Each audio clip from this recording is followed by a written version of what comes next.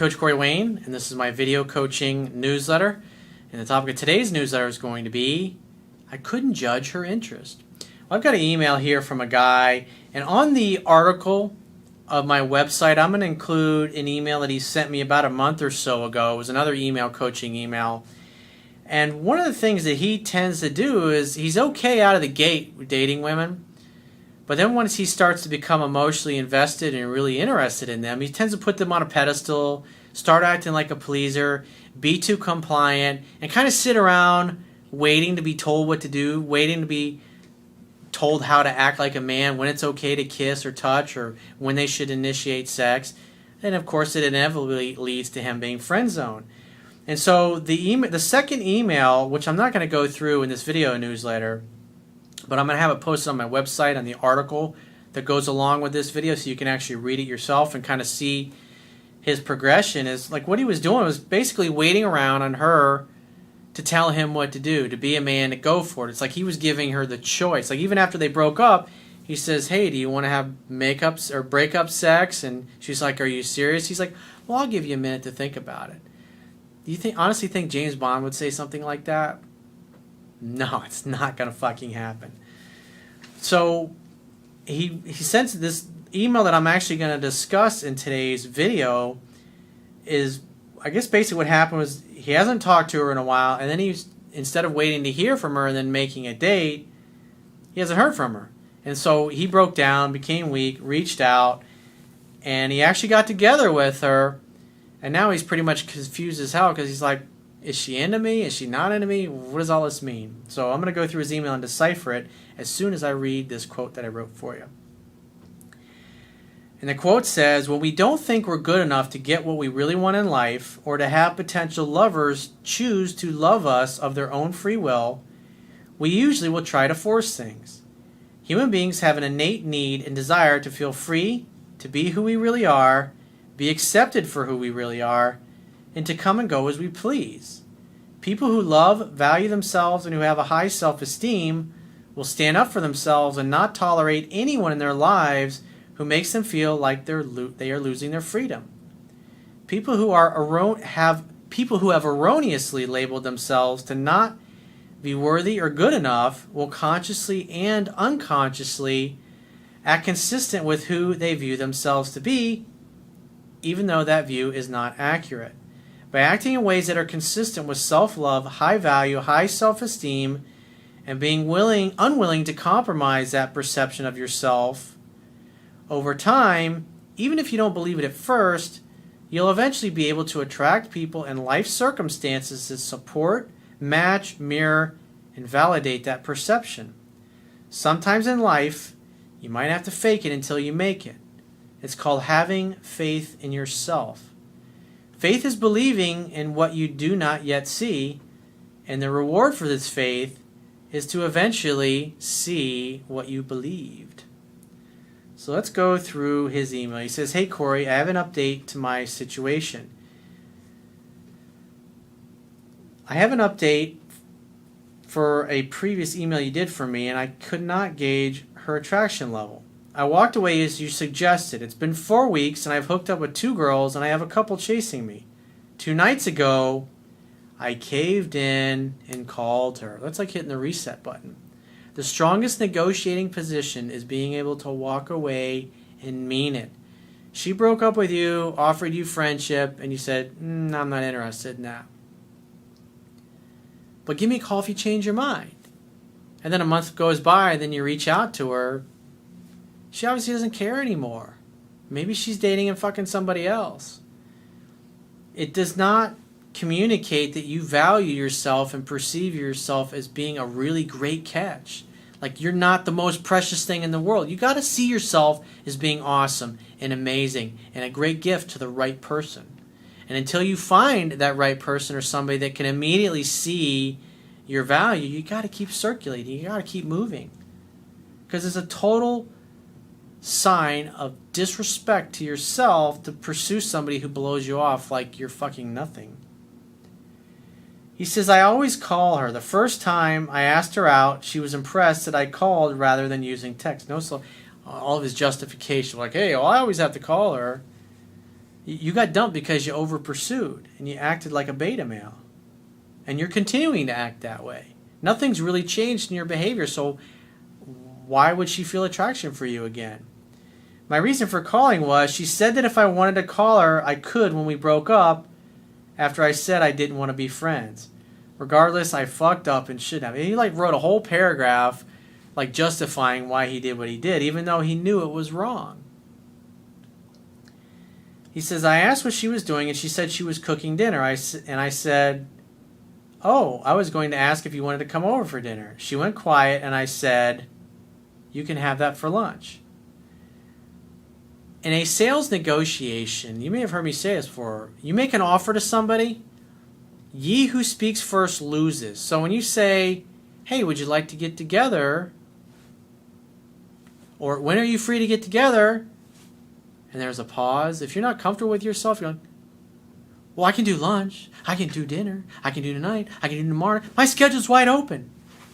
Somebody who doesn't value themselves and is not used to having people enthusiastically accept their invitations is going to act that way. And that's what's happening here. There's a pause, and I discuss this in my book. This is why I say read it 10 to 15 times so you can learn to be a great negotiator when it comes to these things. But at the end of the day, he's reaching out to her. He's pursuing her. He shows no confidence at all. And he says, oh, I was going to ask if you wanted to come over to dinner. And then she went quiet. You should have just said nothing. But instead, you didn't wait. And therefore, you lost the negotiation. And he says, in a playful manner, he said, come over. She said, sure. So she came over. And as she walked in, I went for a kiss on the lips. She said, what are you doing? And lightly pushed me away. Ooh. Ouch. Well, it's good that you went for the kiss, but you're pursuing a girl who blew you off, so what do you expect? She said, all I can offer you is friendship. And you said, I'm not interested in that. And then you call her a month later. That's like you being in a sales negotiation. When you said, I'll give you $500,000. And the guy says, nah, I can't, I'm sorry, that doesn't work for me. You say nothing. You just sit there. He who speaks first loses, right? Well, what most people do, they're shitty negotiators. And I used to do this all the time when I was in real estate. Negotiate with people, and I would put out an offer, and there'd be a pause. I remember times where I would sit there for a minute on the phone. You imagine? There's nothing going on. Nobody's saying anything. And then the other person would eventually speak, and you know, I got you. I'm going to get my price. I'm going to get what I fucking want. But instead, he doesn't do that. So she says, what are you doing? He's like, well, I'm kissing you. And she says, well, don't do that. But like I said, at the end of the day, she offered him friendship. He says, no, I'm not interested in that. But give me a call if you change your mind.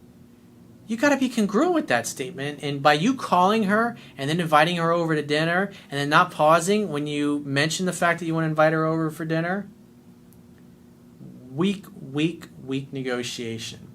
And that's why, because you're a piss poor negotiator, that you're not getting what you want when she comes in. Because in her mind, you told her you weren't interested in being friends. A month went by, then you reached out and invited her over, and she's thinking, oh, okay, he's ready to be friends now. Then you go to kiss her, and she's like, wait, what are you doing? I smiled, and I went in again and got the cheek. I didn't apologize for wanting her, as I was getting dinner ready, and I was having some trouble with the fish sticking on the foil. What I would have said is like, hey, you know, I adore you. I want you. I'm not interested in being your friend. I told you that a month ago. And she says, well, I can't do that. I'm dating somebody else. And I would say, well, you know, it's probably best that you leave then. That's what I would have done. But obviously, you've already dug yourself a huge hole here, and it just keeps getting worse as the evening's going on. She started to come over to help out and then stopped herself. Not sure why. Well, maybe she's smart enough to know that us guys tend to be egomaniacs and we take it personally. Think of it, it's the whole reason why we never stop and ask for directions. We want to feel like we're successful at getting from point A to point B. And when a woman's like, why don't you just ask for directions? That's basically saying, why don't you admit that you're a fucking failure? So maybe she knows that. Or maybe she didn't want to get close to you because she's thinking, oh, he's going to probably try to kiss me or grab my pussy or something. I was leaning in a little and decided to lean back. She turned towards me even more and leaned in a little.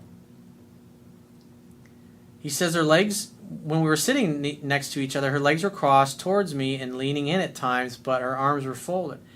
So another thing I talk about in the book, central fundamentals. You sit back in your chair when you're on a date, whether you're on a sales negotiating, whether you're at work, you have your legs spread out, you take up too much space, you're comfortable, you're confident.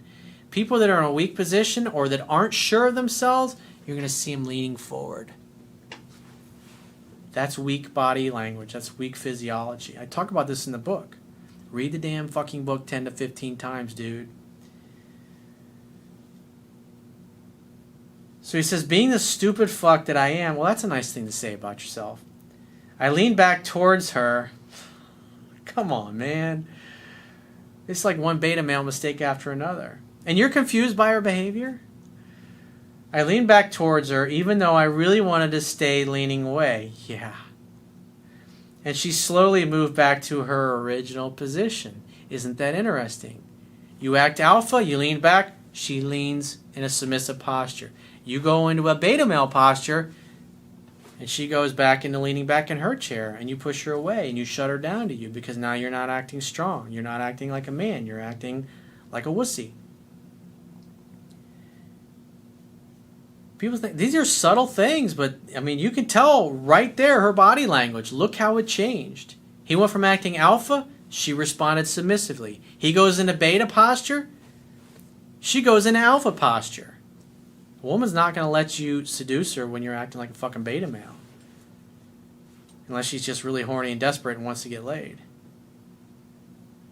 We had dinner and spoke like normal, like we hadn't broken up. During the conversation, we were having a laugh, and she made a subtle joke that I had stopped trying. He says, I didn't say anything and change the subject.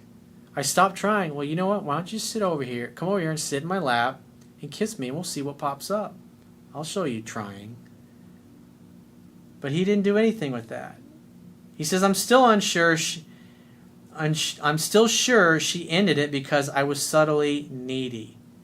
I would definitely agree with that. At least you're realizing why you were fucking up and not getting anywhere. She really doesn't talk much, so I asked her what she meant by she still wants me in her life. When a woman says, oh, you're so important to me, and you see this all the time with celebrities and they get divorced. Oh, we'll always be in each other's lives. Yeah, right. Never fucking happens. Until I find somebody new. That's what it really means. The reason she wants you in her life is, I just want you in my life as a backup plan. Worst case scenario, if I don't have anybody else, I can always call you. That's why. She said, I don't know how. I suggested, why don't we just hang out without any pressure, no relationship status, but not just as friends, because I can't see you without being physical. She made a joke saying, like our relationship status is complicated. Yeah, exactly, but we're very passionate lovers and kissers. Another reason why you should come over here and kiss me right now. To make up for that bullshit when you walked in my house earlier and gave me the fucking cheek and asked me what I was doing. Soon after that, she said she was going, as she was tired and wanted to think about what I said. When a woman says, I need to think about it, it means, survey says, it means no.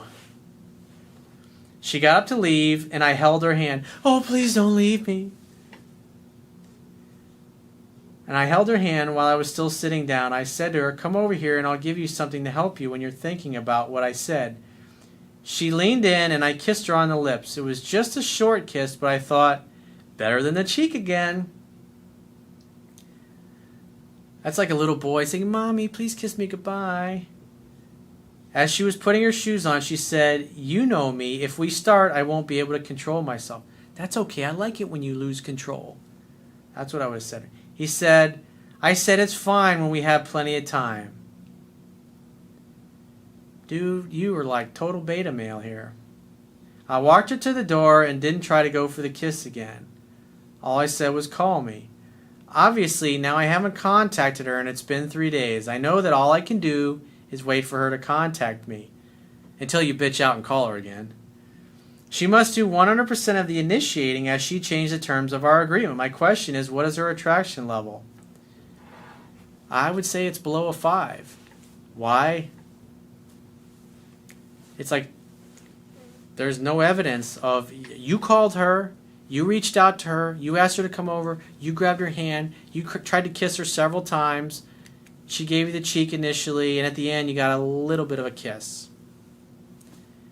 Dude, don't ever fucking call her again. You said you weren't interested in being friends, but to call me if you change your mind. And then a few weeks go by, and then you start pursuing her.